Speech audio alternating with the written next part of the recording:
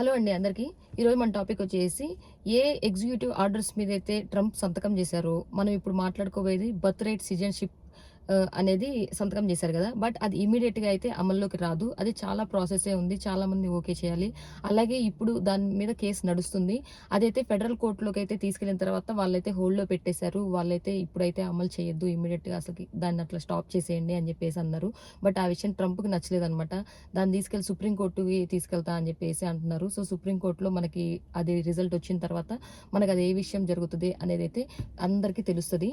But ఇప్పుడు ఏం జరుగుతుంది అంటే ఇప్పుడు చాలా మంది కంగారు పడుతూ ఉంటారు కదా, ఫిబ్రవరి 20 లోపే డెలివరీస్ జరగాలి అని చెప్పేసి. అది కానీ జరగకపోతే తర్వాత వచ్చే ఇదంతా కూడా సిటిజన్షిప్ క్యాన్సిల్ చేస్తారు అని చెప్పేసి. ఒకవేళ నిజంగా అదే జరుగుంటే మాత్రం అమెరికాకి భారీ నష్టం అనేది జరుగుతుంది. ఎందుకంటే ఫ్యూచర్లో సిటిజన్స్ అనేది ఇంకా ఉండరు. ఎందుకంటే ఇది మన భారతదేశాలకే కాదు, చాలా మంది దేశం మెక్సికో వాళ్ళు కానీ, మన ఇండియన్స్ కానీ, ఇంకా ఇతర రాష్ట్రాలు ఇతర దేశాలన్నీ ఉంటారు కదా, వాళ్ళందరికి కూడా నష్టం. వాళ్ళందరూ కూడా వాళ్ళు సఫర్ అవుతారు. అలాగే అమెరికాలో కూడా సిటిజన్స్ అనేది ఉండరు అనమాట. అంటే ఇప్పుడు ఈ 4 ఇయర్స్కే కాదు కదా, ఫర్దర్గా ఇంకా అది రాజ్యాంగ సవరణ అంటే రాజ్యాంగంలో మొత్తం మార్పులు వచ్చింది అంటే మనకి ఇంకా ఫ్యూచర్ మొత్తం అమెరికా సిటిజన్స్ అందరూ తగ్గిపోతూ ఉంటారు. సో దానికి అది కోర్ట్ అనేది ఈ రిపబ్లికన్ పార్టీకి సపోర్ట్గా ఉంటే మాత్రం అది కంటిన్యూ అవుతుంది. అంటే ట్రంప్ పార్టీ అదే కదా, ఒకవేళ ఆ జడ్జిమెంట్ ఇచ్చే జడ్జిలు కానీ దానికి ఆపోజిట్గా ఉంటే మాత్రం మళ్ళీ మనం ఎప్పుడు చెప్పుకున్నట్టే బ్యాక్ టు నార్మల్ అనేది వచ్చేస్తుంది అనమాట. బట్ ఏంటి అనే విషయం మాత్రం మనం అక్కడ కోర్టుకు వెళ్ళి వాళ్ళ ఇచ్చే తీర్పుని బట్టి అయితే తెలుస్తుంది. బట్ ఇప్పుడు ఈ విషయం మనం ఈ టాపిక్ మళ్ళీ ఎందుకు డిస్కషన్ చేస్తున్నాము అంటే, నేను జనరల్గా ఎవ్రీ ఇయర్ యాన్యువల్ చెకప్కి అయితే వెళ్తూ ఉంటాను. మా గైనిక్ దగ్గరికి వెళ్తే గైనిక్తో మాట్లాడిన, గైనిక్ చూసిన ప్రెజరు, లేకపోతే నేను అక్కడ హాస్పిటల్లో వెళ్ళిన క్యూ కానీ చూసిన ప్రకారం నాకు తెలిసింది ఏంటి అంటే, ఇప్పుడు డెలివరీస్ చేయమని ప్రతి ఒక్కళ్ళు అయితే డాక్టర్ని ప్రెజర్ చేస్తూ ఉన్నారనమాట. అసలు జనరల్గా ఇక్కడ డెలివరీ ప్రాసెస్ ఎలా ఉంటుంది అంటే, మనం ఫస్ట్ డెలివరీ చేయించుకోవాలి అంటే ఖచ్చితంగా అమెరికాలోనే చేయించుకోవాలి అని చెప్పేసి ఉంటుంది. ఎందుకు అంటే నార్మల్ డెలివరీ మాత్రమే చేస్తారు. ఎంత క్రిటికల్ సిచ్యువేషన్ అయినా సరే వాళ్ళు నార్మల్ డెలివరీనే చేస్తారు. 99.99% కూడా అది ఇండియన్ డాక్టర్స్ అయినా సరే, అమెరికన్ డాక్టర్స్ అయినా సరే, వాళ్ళకి అసలు సీ సెక్షన్ అనేది వాళ్ళు ప్రిఫర్ చేయరనమాట. అది ఇంకా ఎప్పుడో రేర్ కేసెస్, అది ఇంకా తప్పదో అనుకున్నప్పుడు మాత్రమే వాళ్ళు సీ సెక్షన్కి అనేది ప్రిఫర్ చేస్తారు. ఫస్ట్ డెలివరీ గురించి నేను మాట్లాడుతున్నాను. అలాంటిది ఇప్పుడు మాత్రం ప్రెజర్ పెరిగి మాకు ఆపరేషన్ చేసేయండి అని చెప్పేసి అంటున్నారనమాట. అదే సెకండ్ డెలివరీకి వచ్చేసేస్తే అంటే నాది ఫస్ట్ది ఇండియాలో అయింది. సెకండ్ డెలివరీ వచ్చేసేసి నేను ఇక్కడ చేయించుకోవాలి. నాది ఫస్ట్ నార్మల్ కాదు కాబట్టి నేనైతే ఇక్కడ సీ సెక్షన్ చేయించుకుందాం అనుకున్నాను. అలాగే నేను వెళ్ళిన డాక్టర్ కూడా ఆమె నార్మల్ ప్రిఫర్ చేయను అంది. ఎందుకంటే ఫస్ట్ నాది అది కాదు కాబట్టి. ఒకవేళ ఫస్ట్ నార్మల్ అయితే వాళ్ళు సెకండ్ది కూడా కంపల్సరీ ఇంకా నార్మలే చేసేస్తారు. ఫస్ట్ దానికే అంత ఈజీగా చేసేసిన వాళ్ళు సెకండ్ది ఇంకా వాళ్ళు నార్మల్ డెలివరీస్ అని తెలిసిన తర్వాత ఇంకా చాలా ఈజీగా చేస్తారనమాట.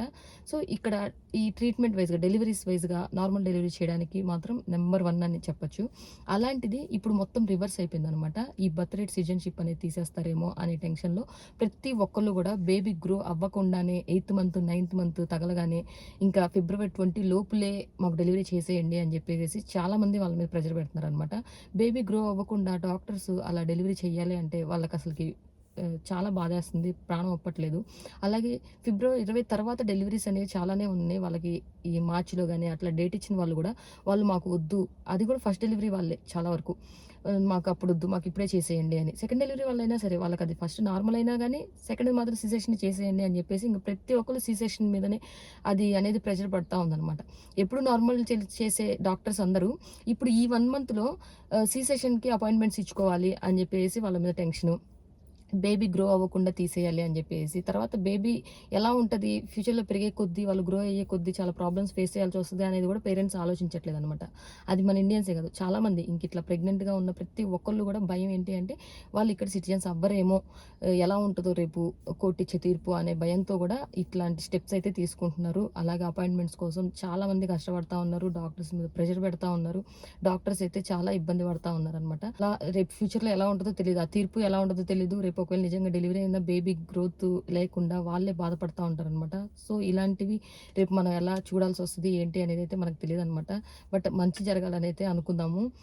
చాలామంది అయితే దానికి ఆపోజిట్గానే ఉంటున్నారు, చాలామంది కేసులు వేస్తూనే ఉంటున్నారు, ఇది కరెక్ట్ కాదు అని చెప్పేసి అయితే. సో రేపు ఫ్యూచర్లో ఎలా ఉంటుంది ఏంటి అనే విషయం అయితే ఎవరికి తెలియదు. బట్ అందరం కూడా, అందరితో పాటు మనం కూడా ఎదురు చూడాల్సిందే. సో ఈరోజు టాపిక్ ఇది. మన వీడియో నచ్చినట్టు లైక్ చేసి ఛానల్ సబ్స్క్రైబ్ చేసి